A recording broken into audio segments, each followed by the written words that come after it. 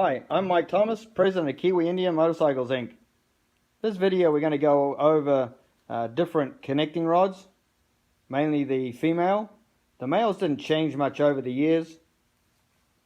The females did. The female being the fork rod. This one here would be the female.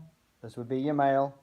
If you got a Harley guy working on your bike, make sure you let him know that the fork connecting rod goes to the front, because on a Harley it goes to the rear.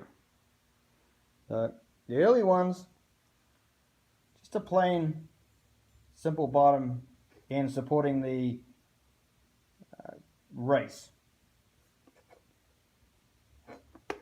Now you go into this would be in the 30s era, and then this is the mid era.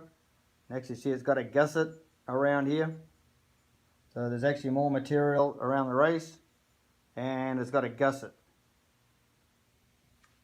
Then you go to 1950 to 53. You've got a lot more material. You compare the two.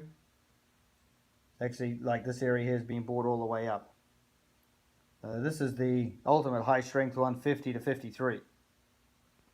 They did make some material changes along the way.